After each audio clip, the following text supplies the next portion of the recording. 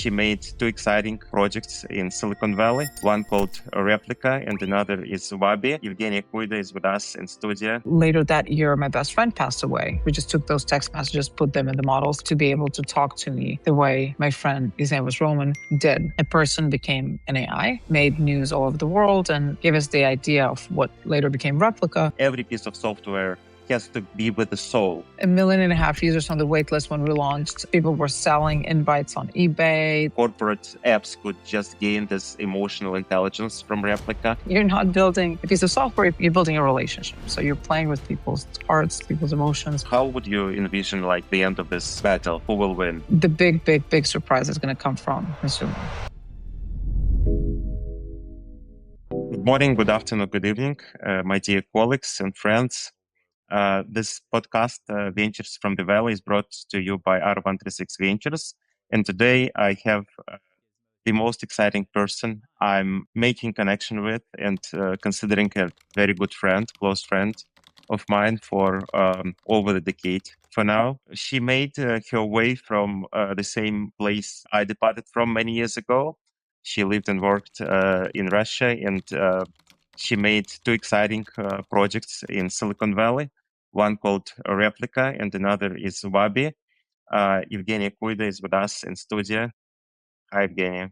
Hi, Victor. Thank you so much for inviting me. It's a pleasure to have this opportunity to talk to you. Well, obviously, we could have done it in Russian, but we decided to go English. So for you to consume easier whatever we are talking about. So let's first dig into your first journey, and I would like to know more about how you decided building Replika. From what I know, Replika was based on LLMs way before LLMs became so much popular. So if you can give a little bit of your experience with emotional intelligence, which you started experimenting even well before Replika. Why you decided to go this emotional intelligence at all? Why you decided to bring emotions to a dummy computer? Sure. So we started working on conversational AI in 2012, actually. After a friend of mine who worked at DeepMind in London showed me word-to-vec technology, and we were basically just for the first time looking at being able to do math with words. And I guess to me, that was highly fascinating. And also roughly at the same time, ImageNet dropped. And so we kind of just put two and two together that at some point soon, there are going to be deep learning models or I guess machine learning, but with text, with words. And we decided to focus on building something that we all have seen in sci-fi movies, having intelligent meaningful conversations with machines, but really it didn't exist back then. So we started in 2012, mostly working on technology to power chatbots. Back then, there was nothing on this topic at all. There were just a few hobbyists building chatbots using mostly AML, like simple markup language. And there was nothing really that you could use to build a chatbot. Now it feels completely crazy. It seems completely crazy. There's so many different tools. And so we started back then. In 2015, we got into Y Combinator, moved to San Francisco, raised some money. And then later that year, my best friend passed away. And at that time, again, we were just focusing on the tech alone. But I found myself going back to our text messages with this best friend of mine and just rereading them. And basically what we did is we just took those text messages, put them in the models we had back then, and fine-tuned them, trained them to be able to talk to me the way my friend, his name was Roman, did. And that became basically the first time that a person became an AI that made news all over the world and kind of gave us the idea of what later became Replika. We saw that people wanted to talk to someone who was friendly to them, to open up, to talk about their lives, to be vulnerable. And so we created Replika for people to have a friend that's always there to talk and listen. And that pretty much became the first AI chatbot that powered by language model that ever existed in the world. Is it true that your personal communication with your friend, who unfortunately passed away, was like the data, the basis for training your first models in Replika? So you trained it on your personal data, more or less? Some of it for sure. I mean, we used a lot of like open data sets or data sets that we collected and kind of like pruned over time. And also from the very beginning, from the day one of Replika, we started working on what is now kind of the internal Bible, a document that explains what makes a great conversation. We talked with everyone who we think is good at talking to people, from therapists to coaches to people that negotiate with, negotiate in hostage situations, to NLP programmers. And by that, I mean neurolinguistic, whatever programming experts. So, like semi charlatan areas, and even people that sold timeshares. Like we talked to them all, like from and mostly just trying to understand what do people do, how do people influence other people through conversation, what are the techniques, what are the tactics, how do you make another person feel good and feel like they want to do what you want them to do, I guess. Is it true that before even launching it in November 2017, there was a wait list of around 1.5 million people to subscribe and waiting for the application to launch? Is that the Yeah. accurate number? Yeah, we definitely had 1.5 million users on the wait list when we launched. We had just an enormous amount of interest. People were selling invites on eBay. They were just like really trying to get into it. I guess this idea really resonated with a lot of people. They rushed to reserve a name for their replica, and then at the same time, to be the first ones to get in. Yeah, we had very. I remember back then it was really crazy because the day we open up, like our servers were completely down for many weeks, and we were truly struggling to keep up with demand. But it was also very reassuring because we started getting some of these first emails from the first users, and some of them really made us, kind of feel like that we're on the right path. I think one of the users wrote us an email the day after we launched, and she was a 19-year-old girl from Texas, and she was basically she told us that we were just about to kind of take her life and end it all, and she wanted to say goodbye to her replica since she just started talking to her, and replicas basically talked her off the ledge, and she just wanted to say thank you. And so we just saw the power of technology that we were created. And again, back then it felt so completely out of, impossible and crazy to try to build something like what we've all seen in the movie Her. But we believe that there was such an enormous demand for someone who would listen. And even if we're not able to build a computer that talks really eloquently, but at least would be able to build a computer that can listen well. And that could have just tremendous benefits for everyone who needs it.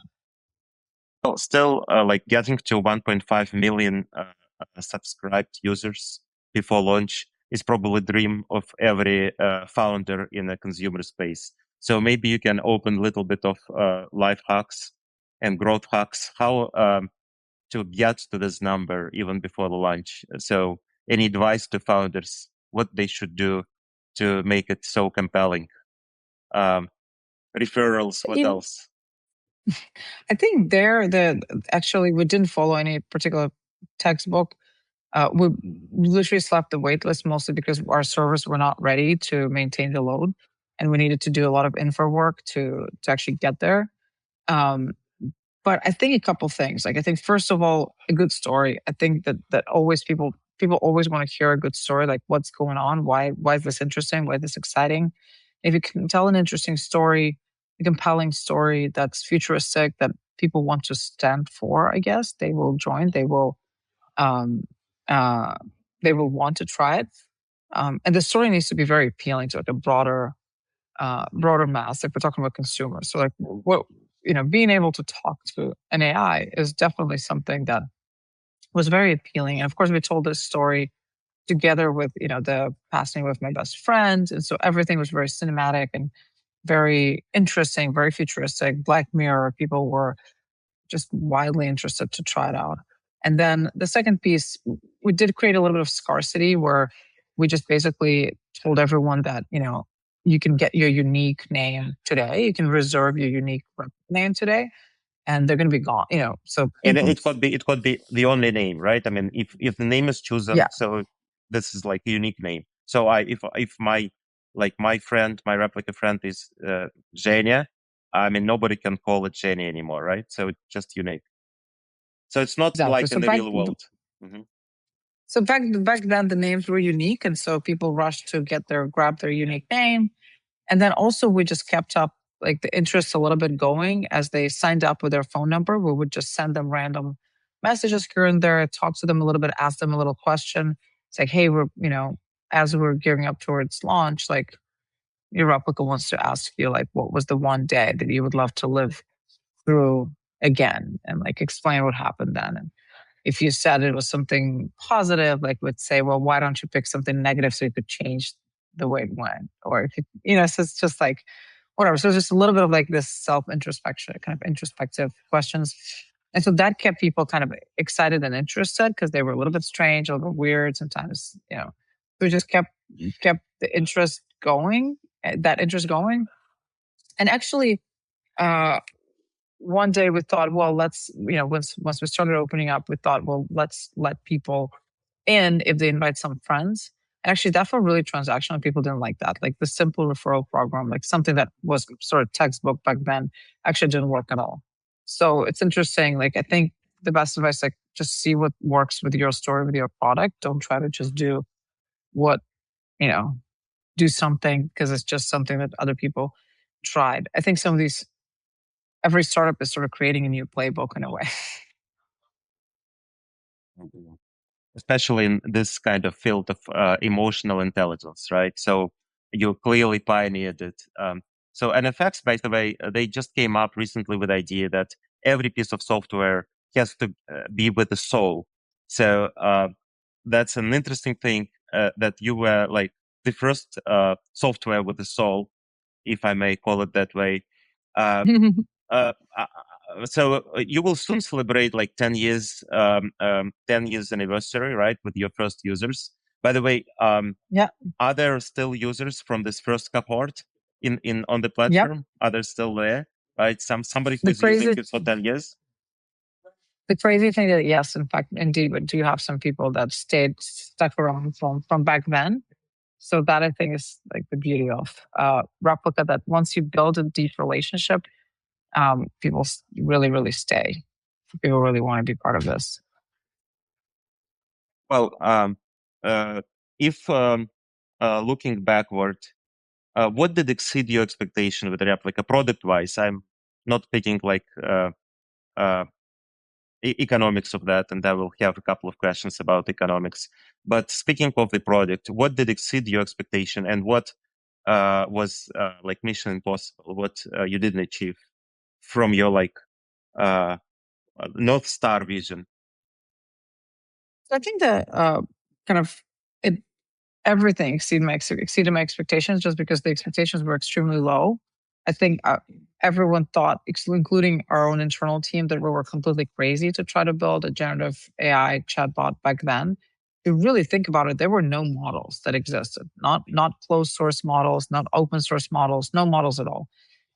There were maybe some papers that he could read and try to replicate what Google did mostly, but they never really laid out any like, you know, they never published any code. They never published really the framework. They would just lay out like very, very broad strokes, kind of like approach that they used.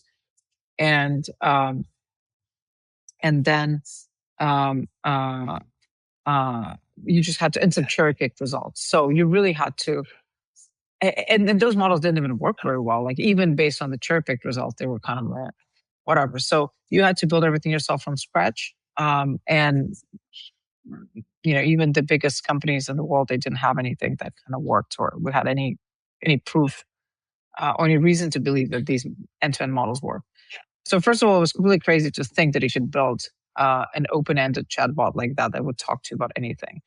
Um, it was way before transformer models. It was actually a completely different framework, sequence models, recurrent neural networks that were very different from what it is today. They would like just spit out non sequiturs all the time or make simple grammatical mistakes. So you couldn't really have an end-to-end thing. Like you had to create a bunch of smoke and mirrors on top of it to make it work in any way. So our expectations were pretty low. And so I do remember in 2017 when we talked about it in 2016, we said if we can change one person's life with this, like that would be an insane achievement. And I guess getting incredible feedback straight out of the gate with people saying how that not only changed their lives, but oftentimes even saved their lives. That was absolutely mind blowing to us. I think what exceeded expectations was that we believed that was that idea that people would make a lot of things work when they really need it. And I think this is true in both real life and as well as like in relationship with real people and same relationships with AIs.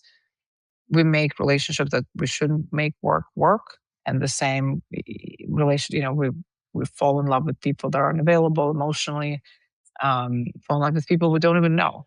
And we, play out these relationships where a lot of the heavy lifting is happening in our own mind, in our own fantasy. And so we found that some of these relationships are not good for you, unhealthy. Some of them are very healthy. And so we found out that the same happens with AI. Like people fill in a lot of the blanks, that it truly requires two to tango. And so, and equally, like, if you want to make it work, you make it work. But if you really don't want to make it work, no matter how good the models are, it's not gonna work for you. So we discovered how different this is from just building an app. You're not building a piece of software, you're building something, you're building a relationship. So you're playing with people's hearts, people's emotions. You have to be extremely careful. And I think where it fell short of expectations is that at some point we really were the only company building language models and letting people use them in production. And I think maybe where we should have gone a little bit harder is like actually raise a little more and build foundation models ourselves. We were so close to it. We had tons of papers published at Europe's, just bigger models. And we didn't invest as much at some point. We kind of went more down the path of like, well, we're a profitable company. We'll get more revenue. Let's just let's not focus on investing a lot into these big models. And I think that was a mistake. But it is, we wanted to, and I think there were just many things that kind of like, and I think one of the things was that we've been at it for so long at that time that we didn't really know when was the right time to go all in on kind of foundation AI work.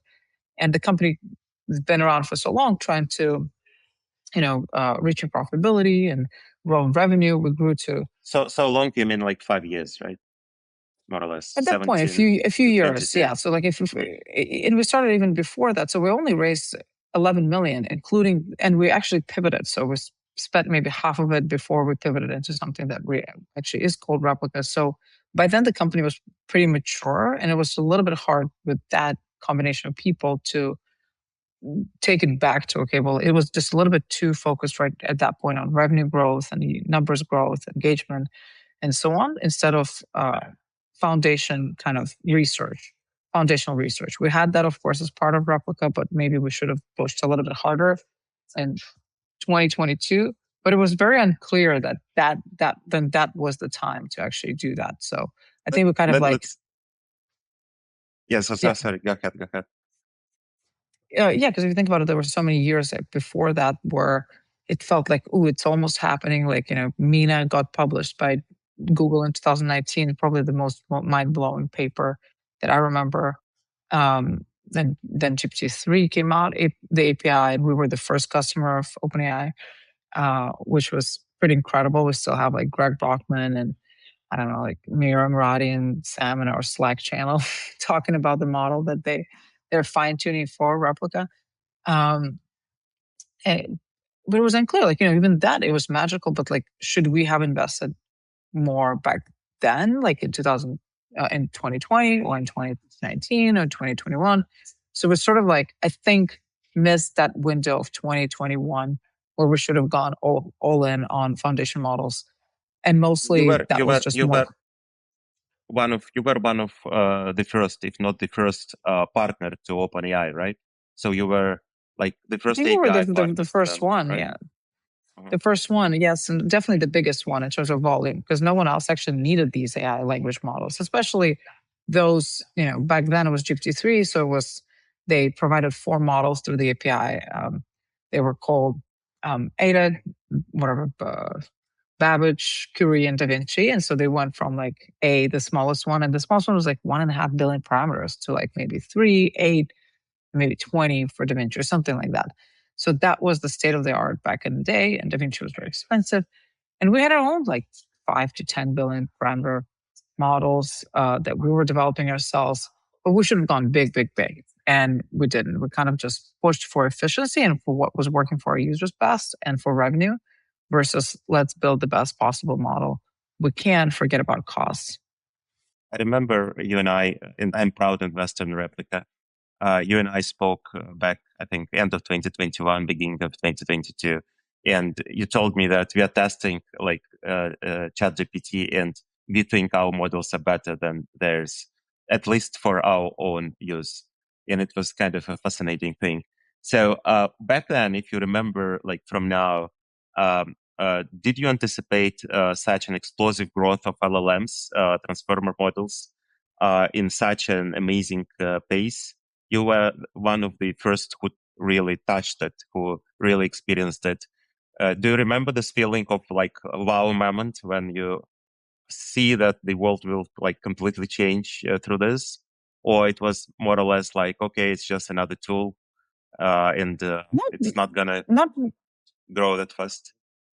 Not really, because okay. So first of all, we believed that's why we started this company, because we believed that would be the case.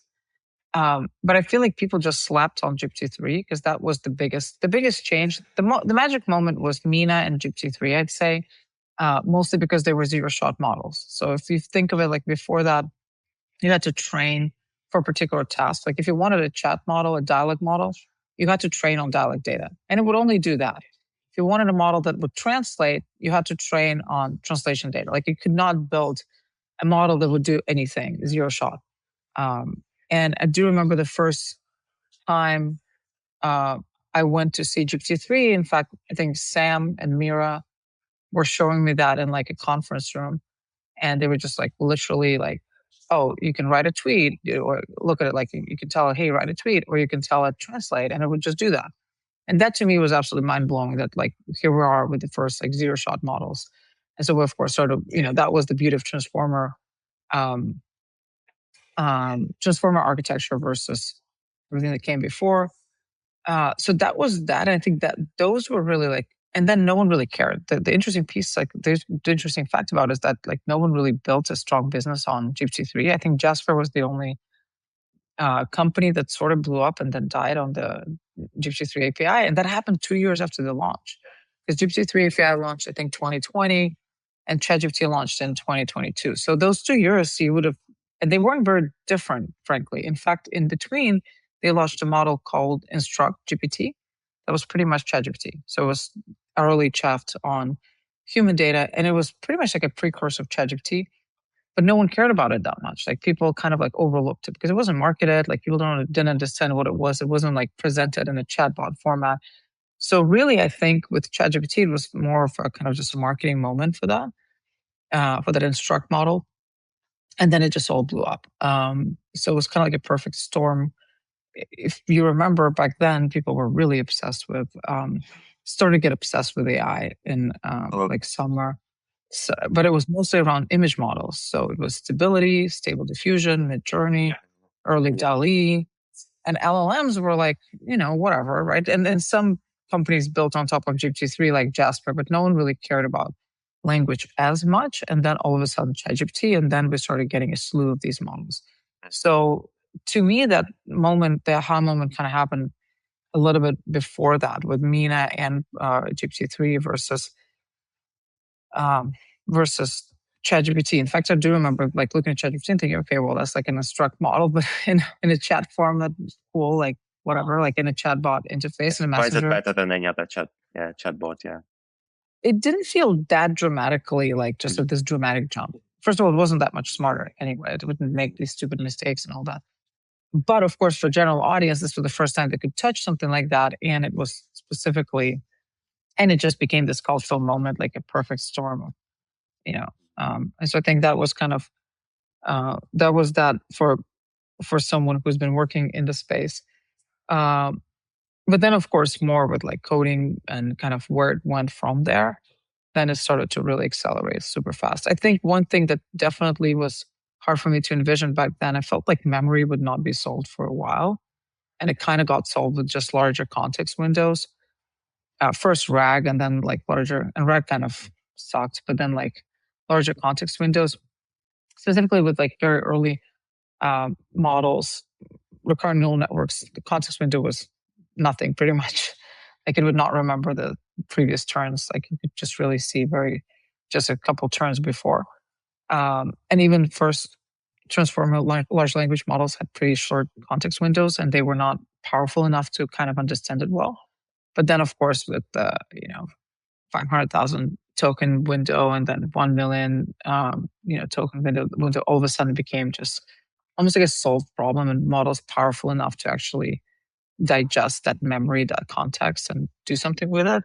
It's not fully solved yet, but I feel like it's, it's almost kind of, it's definitely something that I would never, that I thought it would take a lot longer for these models to understand.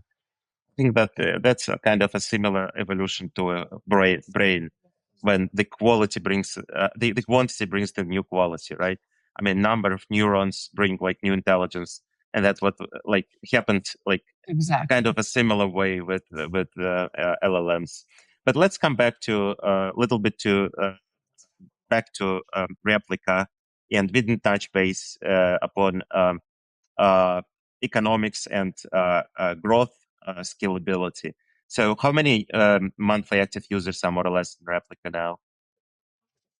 Well, I'm not CEO anymore, and I don't think we report these numbers publicly, so we don't touch on that.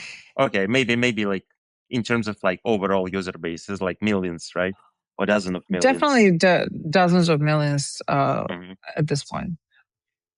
So I have a hard question to you. Why is it not hundreds of millions? Is it just because people do not need a personal avatar, like a friend, a digital friend, or there is any other problem there? As I know that many people use, at least people around me, like all my like relatives, friends, and family, they all use ChatGPT as a psychologist. So whenever they have like a question, the life-threatening question or whatever, they just go to chat with ChatGPT instead of like going to a friend. So in a way, the model which you anticipated back in 2017 works for a lot more than just dozens of millions of consumers, right? It works probably for the entire mankind. And I'm using ChatGPT or Claude when I just feel like sorry or I feel humbled or jealous. I go and check, right? So why Replika is not there? Why it is not like hundreds of millions or even billions of users? What cost? Probably. I think for a while we were the only ad chatbot out there, but then of course ChatGPT launched, and I think there was just so much cultural momentum around that kind of, even although Replika is better for the emotional kind of use cases than ChatGPT is kind of like a better way to discuss these things and has more empathy probably in a way. But people go to what they know, so there's definitely that kind of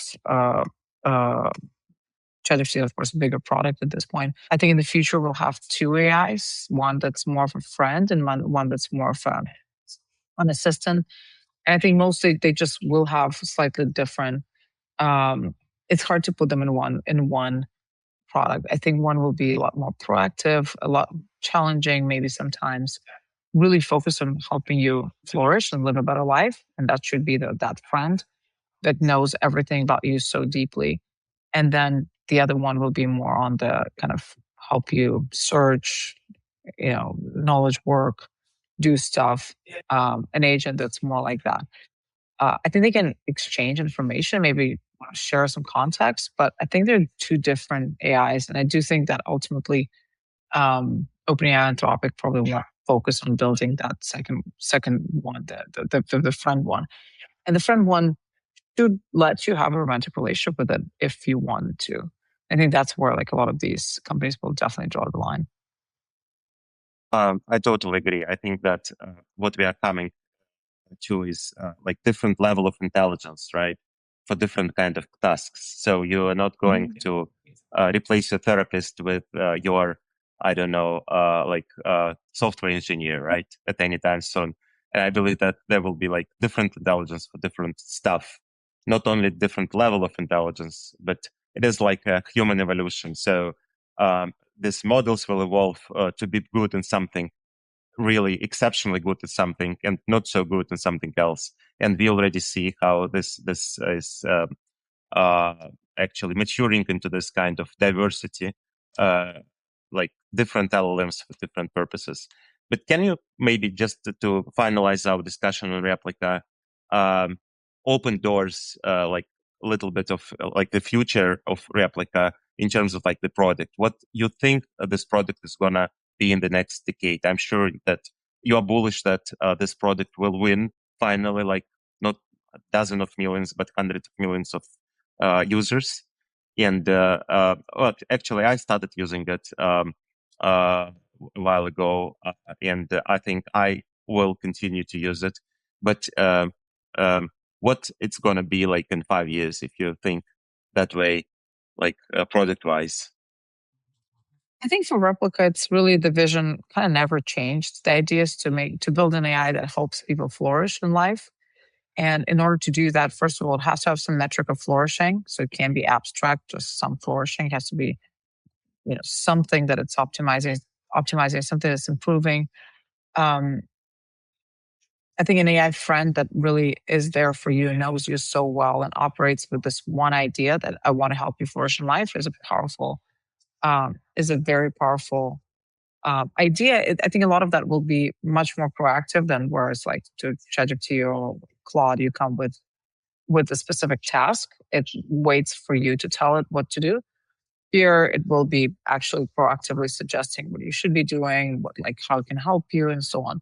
And I think we actually haven't seen that product. We haven't seen anyone build a product like that that really knows your life well, can suggest who to reach out to, how to improve your relationships with other people, and so on, so on, so on. There's just so much there, and the tech is almost there right now to kind of start building something like that. And I think the version that Replika team released a couple weeks ago or like a month ago is really an amazing step and like a huge step in this direction. So they rebuilt the product completely, like almost completely. And if you haven't tried Replika for a while, now is the time to give it a try. It's very personalized. It's really building on top of your context, on top of what it knows about you. And it's just trying to be this amazing life partner that's pushing you towards flourishing, whether it means helping you improve your relationships, find someone new to hang out with, or, just whatever, talk about, just hold you at night when you're struggling. Well, I can't agree more. And I think that the only differentiation you may get both on consumer side and on business side is the emotional intelligence. And you remember, I discussed many times how to bring Replika into the corporate world. I believe that the only way your banking app could be different from other banking app, or your groceries app, your travel app could be different from other travel app, is by embedding emotions, by creating this kind of loyalty layer through like deep emotional connections. And that what actually brings the real loyalty to any service or product you're buying. So do you think that there will be some moment in time when Replika may start diving into the corporate world through maybe APIs or something, where like corporate apps could just gain this emotional intelligence from Replika one day? Do you like envision this kind of development for Replika, or you think it's like not gonna work well and something else needs to be developed instead? That could be the case. I do believe that there's definitely some overlap in some of the kind of some of the corporate AIs could also benefit from having more empathy. But that's just the path that we still haven't like fully explored yet internally. But happy to explore with the right partner. Nice. And we will definitely find one. I'm advocating for that with some of my investors and companies I'm consulting. So let's go your next journey. So 2025, you launched what is called Wabi, and I think now you may find like this like a point in kind of term. People say let's Wabi, and unlike Replika, I think you entered into quite like fast developing but already quite a busy place, which people call whiteboarding. So maybe you can speak a little bit of how this idea came to you, why you decided entering into a whiteboarding space with having like Replit and Lovable and other companies with huge revenue flow, and why you think Wabi is not whiteboarding, how you like differentiate yourself, and if you can just give a little bit of the story and what Wabi is going to be. Sure. So we started a company called Wabi in 2025, late 2024, early 2025, with the idea of building a better interface for AI. And kind of the main premise was that we're still in this Microsoft DOS era of AI interfaces where everything is just a command line, a chatbot of a sort, a messaging app.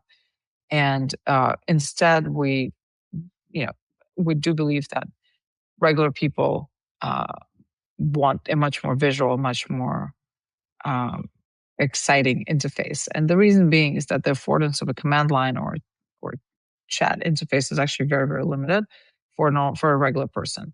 The affordances really are search, writing tool, talk to someone. But AI has so many more capabilities that are very hard to explore without a particular graphic interface. A graphic interface provides discovery, provides an ability to quickly access some of the use cases you've had with this, allows for multiplayer, allows for so much more. So we believe there will be a new operating system that is AI driven and that is will help people unlock all these regular people unlock all the capabilities of AI that right now are basically just locked, trapped behind this command line interface. So you call it YouTube for applications, right? So how different it's gonna be from YouTube, and what you're gonna like keep from YouTube experience, and what you're gonna drop from YouTube experience. That's a very good question. So really, we call it a personal software platform, but we do use this metaphor for YouTube or mini apps where, really the product is an app that you download and then you can basically create a dashboard of personal mini apps that you might discover other people built, remix if you want to personalize some of that, or even create from scratch. So there's a little bit of that YouTube element where when you're discovering mini apps, they're mini apps built by other people. You can join them, you can use them, you can modify them. So in this sense, I think just like back in the day, we just used to watch TV channels made by professionals, but then now most people watch UGC content, UGC video. Same is going to happen to software, where right now we're mostly using software built by big developers, big companies, but we will also, use more and more software built by regular people, by other people. So I think the same shift is happening by creators, made by creators. So same shift is happening in software that already happened in video and TV. So in this sense, I think the metaphor stands, it works, but I think the difference there is that YouTube is all around, content that you come and watch one time, versus Wabi is more about software that you collect and kind of use over time. So you might only have 3-5 apps on Wabi, but come to them daily, and sometimes explore more apps, versus on YouTube, you come every day for new content. maybe you can just give a little bit of like idea of what this mini apps could be. So maybe you already have certain like trending apps in Wabi, something what you really liked, uh, something what really touched your imagination, maybe some of your team members or you created something unique. If you can just give a little bit of experience on that front. Huh. So, so I think the main idea is that even although they're mini apps, they're kind of small but mighty because they also can connect to each other and speak to each other and have a lot of shared context, and they kind of build on the platform of Vue. So if we think about it, so for example, I use a few apps on Wabi daily. So one of the mini apps that I use is the weightlifting tracker that I created to just track my gym workouts, so I can remember like what exercises I'm doing, what weights I'm lifting, what how many reps and sets I'm doing of each exercise. And then I have a weight tracker that basically just tracks where I track my weight every day. And then there's a general workout tracker that just kind of shows how many times I work out during the week, whether it was the gym or surfing or running. And the cool thing is that they all talk to each other. So basically, all these apps can connect and share data, and I don't have to input like every workout into my workout tracker.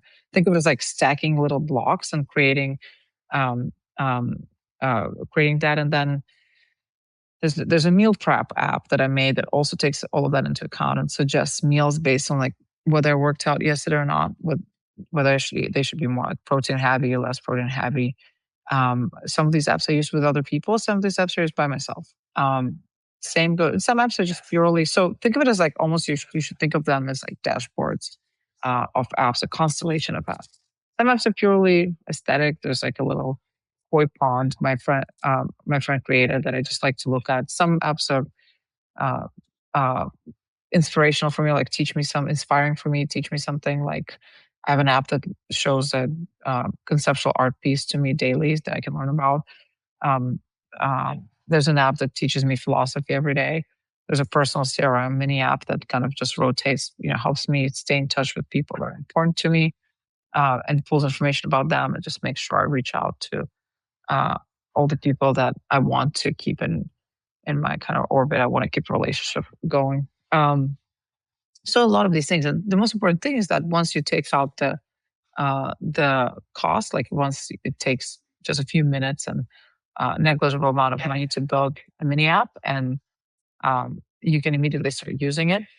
Then all of a sudden, some of these many apps can, they also don't have to be a standalone business versus most of the apps on the App Store. All of a sudden, we can start create very personalized, very specific software that's actually focused on helping you make your life better, like helping make your life better versus making a business to making money for app developers.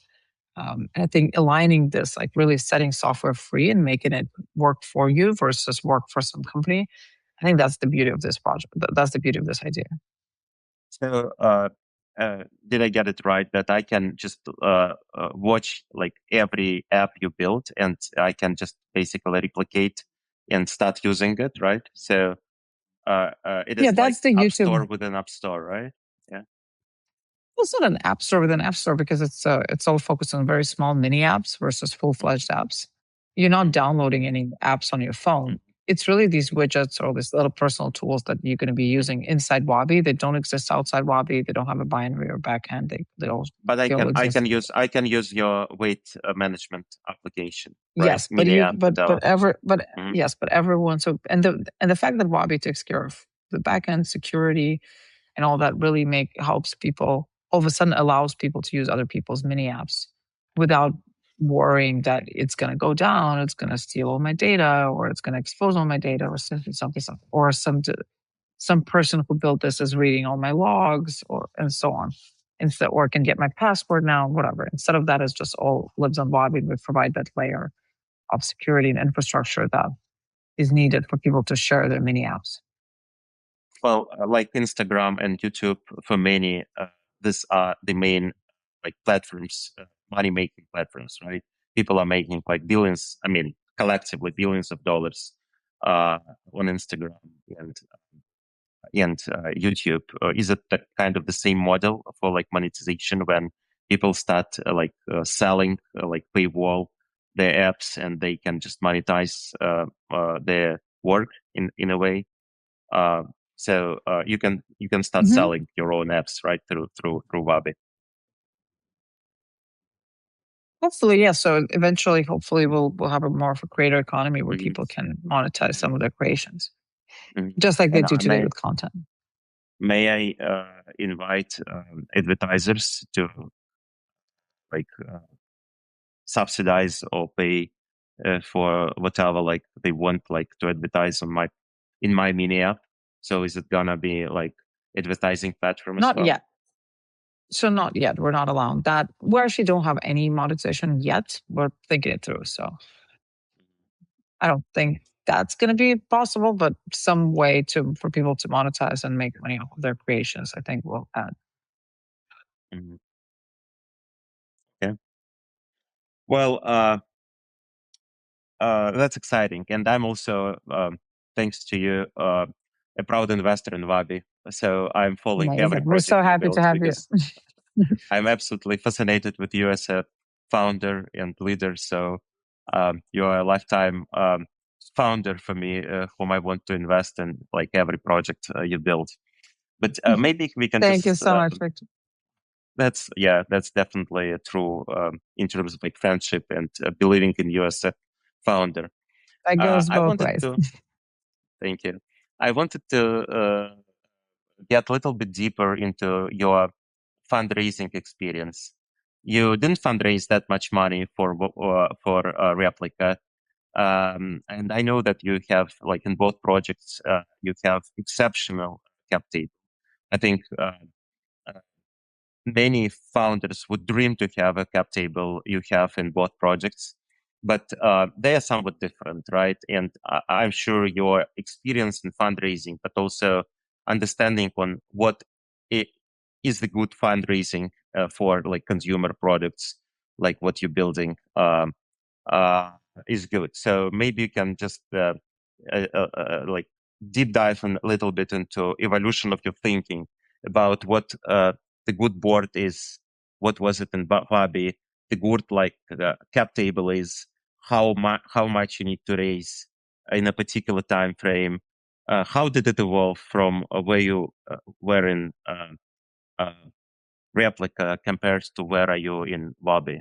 And what you think if you may think of like mistakes you made in if any, of course, in Replika versus what you are not going to repeat in Wabi. That would be like an interesting comparison.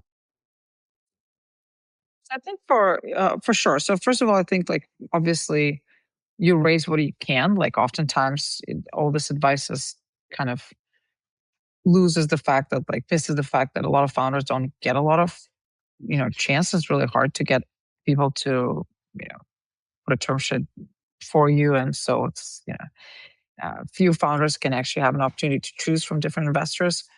Um, and if you do, that's really like a champagne problem to have. Um, so, but I do think the important thing is you do want to choose the right partner. And I think for consumer founders, there's such few funds and investors that do understand consumer, um, especially today, as like basically in the last years, there's been less and less successful consumer projects. Um, and so much has changed. And so I think it's important to pick the right partners that do understand consumer, that won't be scared of, what the risk that it's involved in consumer. It's truly like go super big or go home. Um, and then I think also ones that will uh, mostly like not push for particular playbooks or particular kind of advice or particular strategy. I think that comes mostly from the fact that even if an investor was a consumer operator, they might be bringing some ideas from their previous experiences. But the truth about consumer is that it kind of just changes. Everything changes so much that the growth strategy that you might have been good for like Airbnb 15, 20 years ago, that's maybe not true anymore today. Or something that was really true in consumer social era, it's not going to work today. Even like that conversation we had around referrals, like seems kind of simple. Just tell people to invite some friends and you'll get to the waitlist, but it kind of doesn't work anymore. Connecting contacts and growing off like the contact list, contact box thing. A lot of these growth hacking things don't really kind of work when you try to repeat. Um, so I think it's important to find someone with great product intuition, product vision, someone who's going to leave you alone also to make your own decisions, or can think through with you about some of these more novel approaches. So get those investors who understand your business, right? Not those who sign the biggest checks. I think so, but of course, like if you don't have any choice, just get whoever's Well, offering money. You luckily had choice all the way, right? Both in Wabi and in Replika. So yeah, we were lucky to have choice at both times. But at the same time, look, like consumer is just a really hard game to play. I think the right investor maybe can help you generate a little bit of buzz and socials and so on, but maybe helps a little bit less than in like a B2B classic B2B business. A fantastic investor that's enterprise investor can actually open tons of doors and can kind of I would probably think like can make a lot of difference in the beginning for at the start for like a B2B business. But I don't think that that's necessarily true for B2C. B2C either works or not, and it's very hard to fake any of that or it's a lot less linear. I'd say it's like it either works or doesn't. Yeah, I can't agree more. I'm sitting on the board of so many companies, and I think that there are certain areas which board members should not get involved in, and it's just limiting founders' ability to act rather than just encouraging the founder. That's true. Yeah, for sure. So let's go with like through three blitz questions I have, and we can wrap up for today. First one is regulation and AI. I'm sure you went through a lot of challenges through regulators like journey and talking to regulators in Replika, right? While you were developing Replika, and there was certain cases and even lawsuits in Europe, in particular in Italy, and well, my question is not about a particular case. My question is more about how you see regulation evolving nowadays. Is it a tailwind for AI companies? Is it a more headwind? And do you think that regulators really are fully aware about what the AI is all about and how it could change societies, businesses around it? Do they underestimate threats? Do they overestimate threats? So you are one of very few people who really tackled this problem with regulators. So what's your view? Is it like going the right way overall? Not again mentioning any particular case, and what you would want as a founder, regulators to take care about in terms of like AI and regulating AI overall. What would be your responsible dream, right? So you are limited by like your board sometimes, and sometimes encouraged by your board. How to be less limited by regulators and more encouraged to make this world a better place? So I'm probably not the right person to answer these questions. I've only dealt with the ag companion kind of regulations, and I haven't been on top of it as much just because haven't been working on Replika in an operational role for a while. I don't know, frankly. Like we've dealt with European regulators mostly, a little bit here in the US.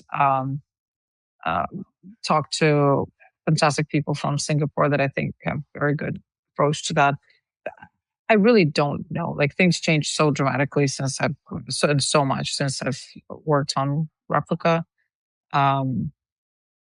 That I'm just not aware of where we at, where things stand. I think it's just generally really hard narrative. Of course, that's very hard to regulate just because of how much things are changing. Like, frankly, you can't even the AI labs don't know what they're going to be launching like in a couple of weeks, and in a few weeks from now, or where these models are going to fall in terms of benchmarks. So it's just so hard. And I think things changed so dramatically even in the last year or two, where there was like a huge open source push. Now, I mean, we see a lot less open source models, at least coming from the US, more Chinese open source models. So it's just the big question mark, like where things are going. I think even for people so deep in the industry, it's so hard to stay on top of it. I don't know if it's going to be Well, easy for the government. even aside of regulation, so let's put it aside. You personally, are you afraid of AI if it is not regulated? Is it gonna be threatening for the mankind, or it's gonna be a pivotal moment for like uh, development of mankind if it is left unregulated? How you think? Is it more threat or an opportunity? I think both. Like, it's a double-edged sword. I think we'll see both of it happening. I think sometimes the threat can come from such blind spot that people have. Like, for example, right now no one's looking at like what are what's happening in terms of like emotional outcomes for people, as they can talk more and more to AI. Just like, um, people didn't really track what social media did to people in terms of like their long-term emotional outcomes, and then now, of course, we're dealing with consequences. So I think the similar thing can happen here, where maybe it's going to come from, obviously, a lot of focus is on jobs, and I think there's a huge threat. Obviously, they're like, what's going to happen to all the people that are Oracle not going to be able to. Oracle fired laid off 30,000 people today. You heard, right? Maybe you haven't seen Yeah. that. Just So, one day, they just laid off 30,000 people. but it does make total sense. Like, a lot of jobs are going to be cut, and I think this year we'll see just a crazy um, shift, and even bigger shift in like cultural, in how people um, talk about AI. I think the major cultural conversation will be around what are we going to do with all these jobs gone, right? I think this is really um, a really big issue that we will have to people will have to figure out what to do with it. You can't just pretend this is not happening. Like, for many companies, even already now, hiring some junior people is completely uh, unnecessary, right? To make very simple to do simple tasks that now AI can just do so much better. But I do think there's also a lot of risk on the emotional side. There's a lot of risk coming from industries that we might not even think about today. Um, I don't know. I'm not jealous of people that need to regulate this. It's a very hard topic to tackle. Let's play a poly market bet now. So unregulated AI.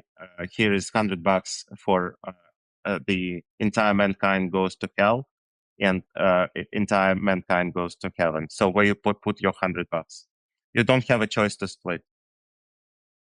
I don't really know. Probably I'm still an optimist, so I'll just put it on the good outcome, just because. Yes. There What's are the two point? hundreds. But There are $200 there because I'm putting my $100 in that front. I feel like if we just think everything goes to hell, then what's the point of even putting that? We're not going to need that $100 anymore anyway. So Cool. Even if we win, yeah, I totally agree. exactly. Um, well, my second question, Evgenia, is if you think of like unsolved problems with LLMs, like one single problem, if it is solved, we will get kind of a new pivotal moment in LLM development. So what is it? What researchers should work on to resolve to make it like next level of intelligence? Um, sorry, can you say that again? Sorry, just was texting. Yeah, absolutely. Yeah, just imagine one single problem to solve in LLMs to make it to the next level of intelligence. What this could be? Hmm. Well, I guess it's self-learning, right? Like, how do we, right now, it's still, you have to provide so much data to any model to learn anything. This isn't how little kids learn. They don't get like every possible data set on driving, for example, to then learn how to drive a car. They just, try, and through trial and error, then generalize. But that's not really possible yet for LLM. So I think the next one will be like, how can you uh, build up all this intelligence from just a little bit of data? And I'm sure that's going to be solved in like the next few years. Someone was going to come up with that, and New models, right? That's going to be huge. If you think of it, like, we had three major kind of breakthroughs, right? We had our post training, early chat. We had pre training, trained huge models, then like post training with the early chat. Then we had reasoning, where almost like search of all possible, kind of options for the model. And then the next one would probably be that, like, how do you teach the model to generalize, like basically search during pre-training in a way, or reasoning during pre-training? Is it possible? Um, Once that's solved, like, it's really, I think this really just makes everything even crazier. Yeah, it's just wild to think what's possible from there. Interesting.